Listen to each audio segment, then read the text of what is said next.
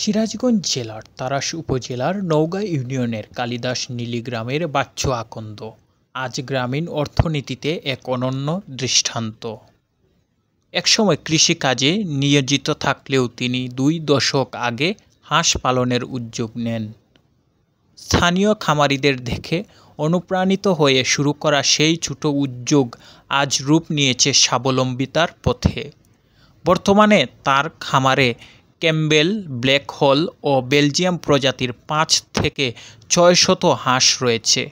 প্রতিদিন প্রায় 400 ডিম উৎপাদিত হয়, যা পাইকাররা বাজার মূল্যে সংগ্রহ করেন।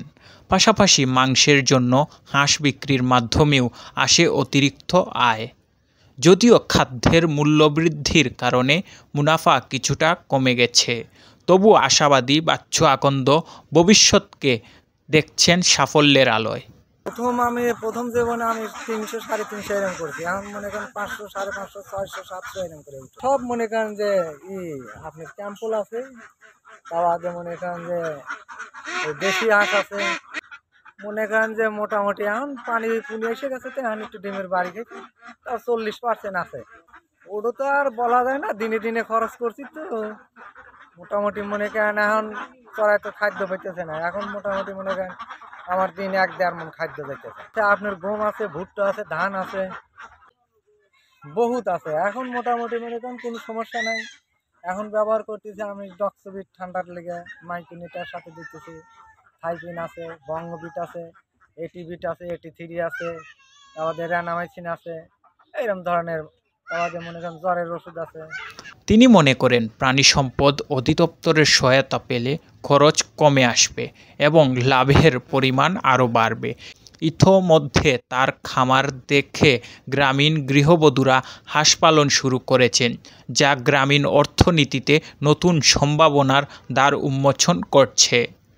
উপজেলা প্রাণী সম্পদ কর্মকর্তা ডাক্তার মোহাম্মদ আমিনুল ইসলাম বলেন, বাচ্চু আকন্দের উদ্যোগ নিঃসন্দেহে প্রশংসনীয়।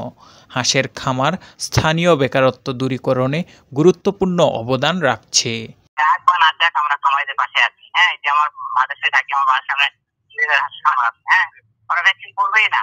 তার সাথে তো হাঁটা ধরলাম, রাস্তায় দাঁড়ায় আমি ধরেন কোথাও হাত দেখলে দাঁড়ায়, খামারের সাথে আলাপ করেছি, কেমন আছে আপনার হাত, যদি কোনো অসুস্থ হয় আপনি অফিসে আসবেন, হ্যাঁ, আমরা এখানে আপনাদের জন্য আছি, ওষুধ আছে, অফিসে ভ্যাকসিন আছে, হ্যাঁ, কতদিন পর ভ্যাকসিন করা লাগবে। অনেকেই জেনেই করে, অনেকে না জেনে খামার করে, হ্যাঁ, তো তাদেরকে আমরা মোটিভেট করার চেষ্টা করি। তারা খামারিরাই প্রাণী সম্পদের মানে মূল স্টেক হোল্ডার, তারাই হলো প্রাণী সম্পদের চালিকা শক্তি। ভাই, গ্রামের সহজ মানুষ বাচ্চু আকন্দ প্রমাণ করেছেন, অধ্যবসায় থাকলে স্বপ্ন বাস্তবায়নের পথ গ্রামেই তৈরি হয়। মোহাম্মদ ফারুক মিয়া, NRD TV।